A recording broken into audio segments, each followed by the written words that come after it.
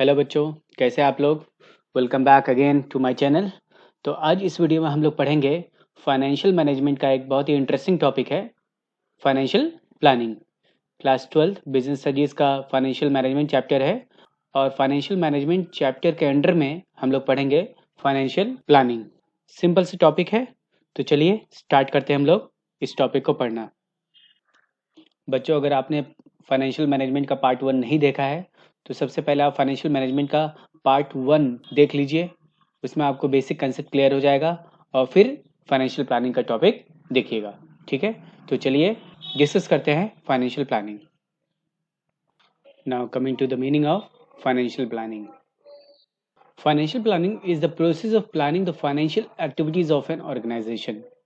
इसका मतलब यह हुआ कि फाइनेंशियल प्लानिंग एक ऐसा प्रोसेस है जिसमें ऑर्गेनाइजेशन की हर एक फाइनेंशियल एक्टिविटीज़ को प्लान किया जाता है, चाहे वो इन्वेस्टमेंट हो, चाहे वो सोर्स ऑफ फाइनेंसिंग हो, चाहे वो परचेज हो, चाहे वो सेल हो। हर छोटी बड़ी फाइनेंशियल एक्टिविटीज़ जो कि ऑर्गेनाइजेशन में हो रहा है, ठीक है, उस हर एक फाइनेंशियल एक्टिविटीज़ का प्लानिंग हम लोग कहाँ करते हैं, फाइनेंशियल प्लानिंग में करते हैं। So financial planning is the process of planning the financial activities of an organization. Financial planning is the process of estimating the funds requirement, specifying the source of fund and utilizing them in an optimum manner. इसका मतलब ये हो बच्चों, financial planning एक ऐसा process है जिसमें हम ऑर्गेनाइजेशन का फंड्स के रिक्वायरमेंट का डीपली एनालिसिस करते हैं और ये पता करते हैं कि आने वाले दिनों में कितना एस्टिमेशन है, कितना रिक्वायरमेंट है फंड्स का ऑर्गेनाइजेशन को। ठीक है, जो फाइनेंशियल रिक्वायरमेंट ऑर्गेनाइजेशन का है वो किस सोर्स से ऑब्टेन करेंगे, हम लोग ओनर फंड से ऑब्टेन करेंगे कि बोरोड फंड से ऑब्टेन करेंगे। ठीक है, और फंड्स को ऑब्टेन करने के बाद उस फंड को हम यूटिलाइज कैसे करेंगे ताकि उसका मैक्सिमम यूज हो सके।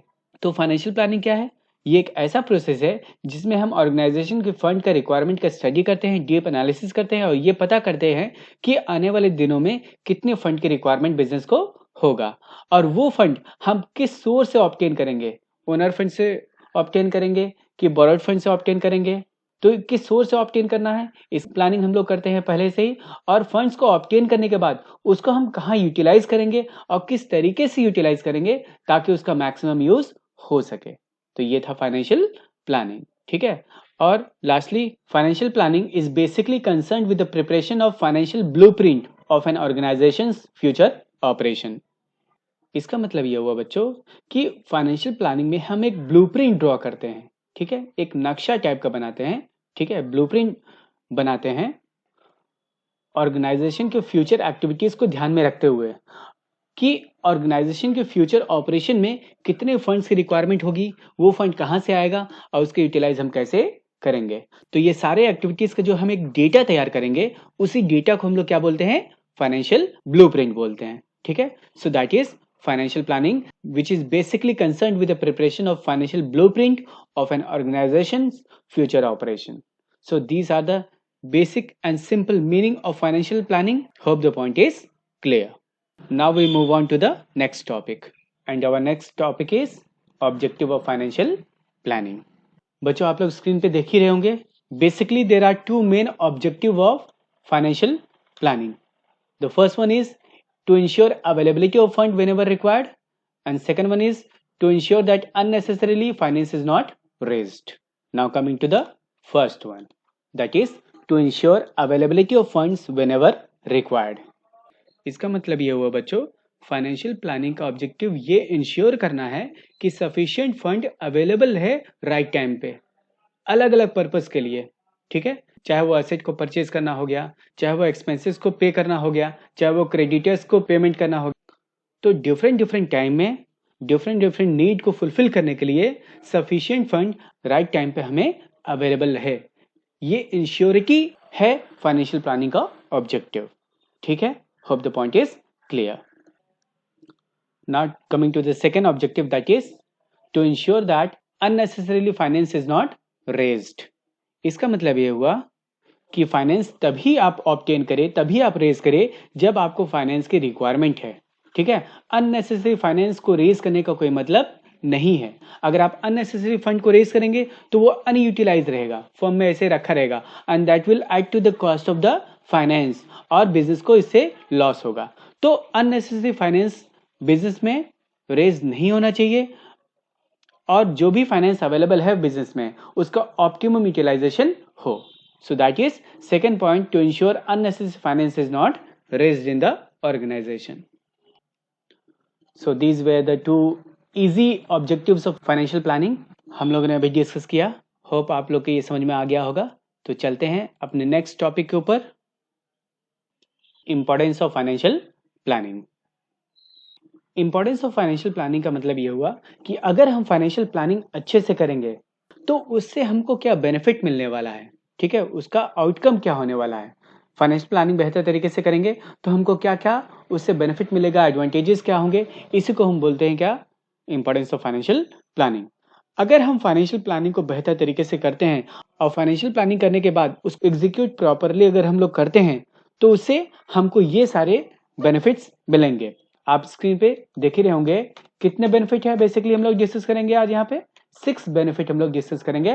That means 6 importance of financial planning हम लोग यहाँ पे डिस्कस करने वाले हैं. तो चलिए सबसे पहले वाले पे चलते हैं. तो पहला इंपॉर्टेंस ये है, financial planning helps in avoiding business shocks and surprises.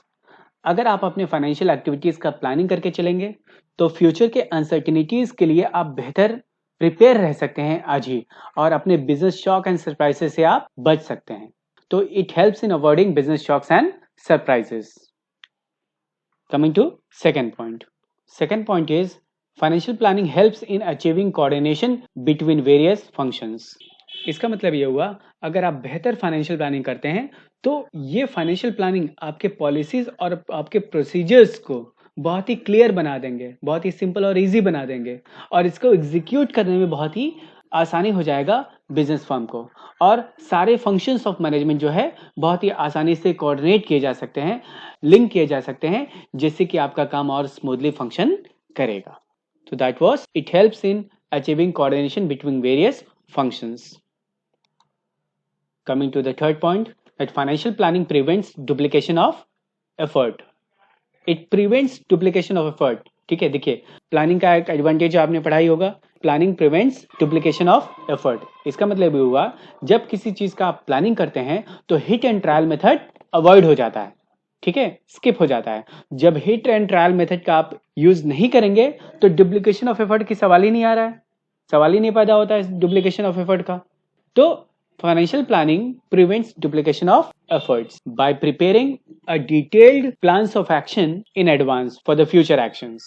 Now coming to the fourth point, that is financial planning helps to link the present with future. Financial planning में क्या करते हैं आप, financial requirement का blueprint बनाते हैं, future requirement का blueprint बनाते हैं.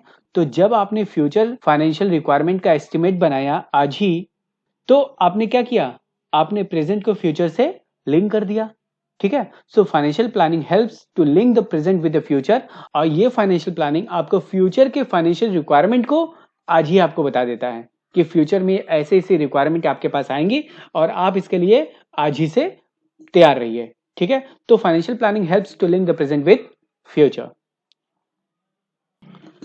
Now coming to the fifth point, that is it provides a link between investment and financing decision. देखिए फाइनेंशियल प्लानिंग आप करेंगे तो आपको पता चलेगा फाइनेंशियल रिक्वायरमेंट के बारे में, आपके ऑर्गेनाइजेशन के फाइनेंशियल रिक्वायरमेंट के बारे में, ठीक है. तो ये जो बिजनेस का रिक्वायरमेंट है, इस रिक्वायरमेंट को हम किस सोर्स ऑफ फाइनेंसिंग से ऑब्टेन करेंगे और वो पैसा ऑब्टेन करने के बाद हम किस जगह इन्वेस्ट करेंगे. तो यहाँ पे फाइनेंशियल प्लानिंग जो है इन्वेस्टमेंट और फाइनेंसिंग में एक लिंक क्रिएट करता है. किस में लिंक क्रिएट करता है, इन्वेस्टमेंट और फाइनेंसिंग में एक लिंक क्रिएट करता है कि कैसे पैसा आएगा और कैसे वो इन्वेस्ट हो जाएगा बिजनेस फर्म में, ठीक है. So it provides a link between investment and financing decision. Now coming to the last importance of financial planning, that is financial planning makes the evaluation of actual performance easier. इसका मतलब ये हुआ बच्चों कि financial planning help करता है actual performance को evaluate करने में. कैसे हेल्प करता है, देखिए जब हम फाइनेंशियल प्लानिंग करते हैं तो हर एक बिजनेस सेगमेंट का ऑब्जेक्टिव क्लियर कर देते हैं. क्या क्लियर कर देते हैं, हर एक बिजनेस सेगमेंट का ऑब्जेक्टिव हम क्लियर कर देते हैं और हर एक बिजनेस सेगमेंट हर एक बिजनेस के पार्ट को ये अचीव करना है, ये काम इस तरीके से करना है, हम लोग पहले से डिसाइड कर लेते हैं। और जब एक्चुअल परफॉर्मेंस होता है तो उसको मेजरमेंट करने के लिए हमारे पास स्टैंडर्ड परफॉर्मेंस तो पहले से ही है ही, जो हमने सेटअप किया है। तो हम लोग आसानी से एक्चुअल परफॉर्मेंस को स्टैंडर्ड परफॉर्मेंस से मैच कर सकते हैं और वहां पे जो कमियां हैं हम लोग मेक आउट कर सकते हैं। ठीक है, तो इसी तरीके से financial planning makes the evaluation of actual performance easier. Hope the point is clear. तो बच्चों, हम लोग ने डिस्कस कर लिया इंपॉर्टेंस ऑफ फाइनेंशियल प्लानिंग भी। होप ये टॉपिक आपको समझ में आ गया होगा। So here we have finished the topic financial planning. Hope the point was clear. So see you next time with a new video. Have a good time. Bye bye.